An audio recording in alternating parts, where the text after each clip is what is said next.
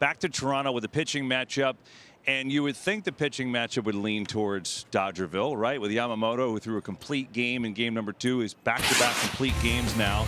But Gausman's been pretty darn good in the playoffs, too. And he was good in that game, just not better than Yamamoto. So we'll give a little look into our crystal ball. Alex, what do you think? What do you expect from game 6? Well, it's hard for Yamamoto to be any better. But he needs to continue his excellence in his oral Hershiser impersonation. And that's what it's going to take, because he has very, very little room to operate with the way this Dodger offense is going. He's going to have to, I don't know if complete game, but he's going to have to give 7 or 8 and keep them under 3 runs, because at the end of the day, you can't expect the Dodgers. You don't know about a complete game? Is that what you're saying? It's going to have to be something very, very, very strong. I'll tell you what. You can have the best offense, and if you don't have good pitching, you're not going to win game. You can have the best pitching, and if you don't have good offense, you're not going to win game either. So, yeah, they're going with Yamamoto, but they need to score runs. That's it. And that's the biggest issues. And they are facing Gausman. Preach. Gausman, he pitched a hollow game his last outing. He is right on. And then you have Gausman coming in and performing the way he does, and all of a sudden you have the Blue Jays wearing your pitcher out or battling through Yamamoto. Who knows how long he's going to be going out there. It's going to be fun to watch.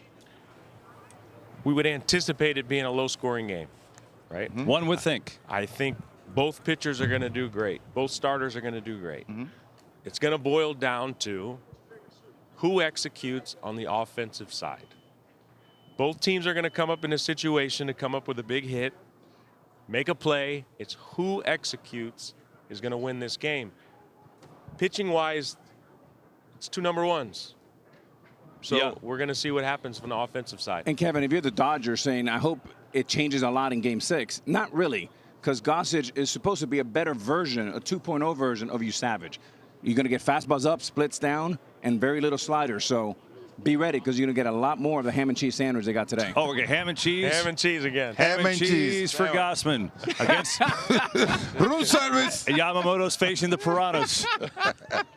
Al, you're full of them today. I like it. All month, baby. You've had Rocky 4. You've had a lot of great analogies, but today I think it's the top of the list. I feel it. That's my favorite book, Ham and Cheese.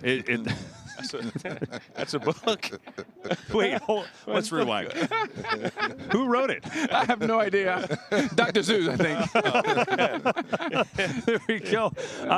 Listen, Dodgers offense, they've struggled. There is no question about it. They've struggled. And Mookie Betts, you know, among everyone who's struggled, 0 for 4, 2 strikeouts. Let's hear from him after the game. I can't put any, I don't want to speak on anybody else, but for me personally, I've just been terrible. I've been terrible, and there's no, I wish it was from lack of effort. I really do, but it's not, so I don't have any answers. Interesting. You gave your guy a pep talk for the game. You know what Mookie is. He's an MVP. He's one of the best there is. It's an interesting soundbite. It hurts. Yeah, it hurts. Maybe a little, maybe confidence a little hit a little bit. I know Mookie very well. It hurts to see him answering question that way, because to me he still is one of the best players in the game. But it seems like his confidence level are pretty low right now. And of course, I don't blame him. When you don't see result, Kevin, you start questioning yourself. And everybody around, when you already showed us a superstar status, everybody start questioning you when things are not going well. Now, if I'm Mookie, I will put that all behind and come back tomorrow. You remember how we used to prepare to go to play a Little League game? Yep. That you wasn't thinking about scouting report, you wasn't thinking about what people say, you wasn't thinking about what I did yesterday.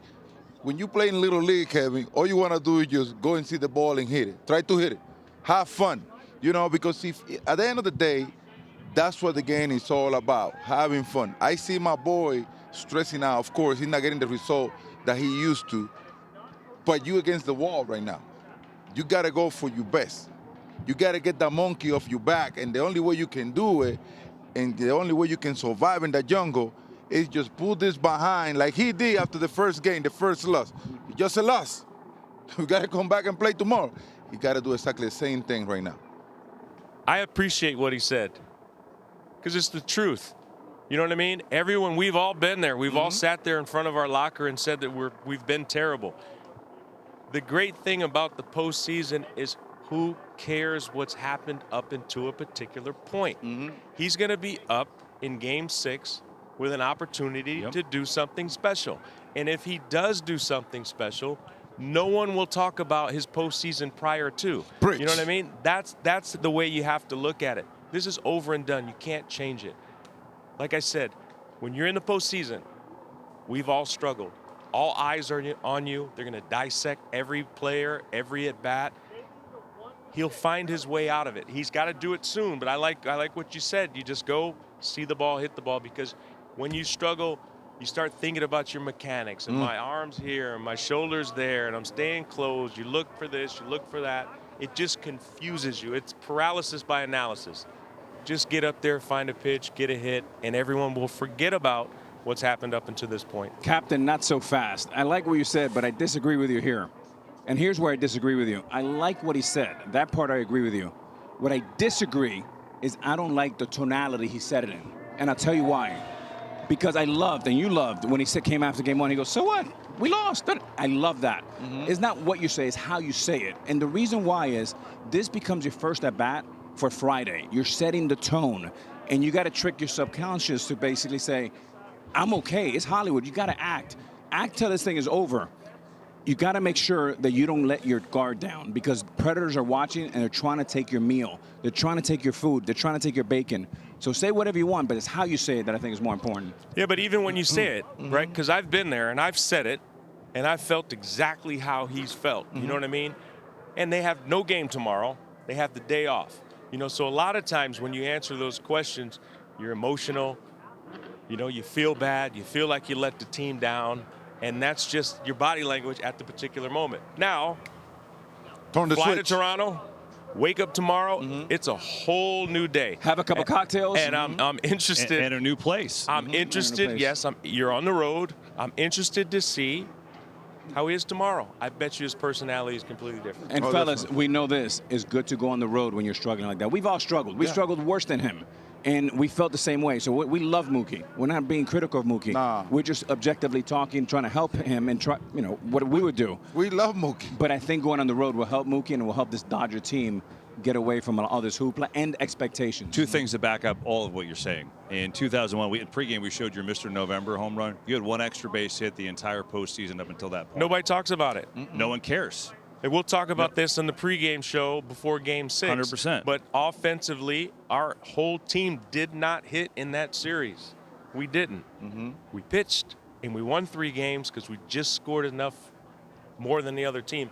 That's another conversation. Tune in to Game 6. Now let me ask. Nice tease. Yeah, good tease.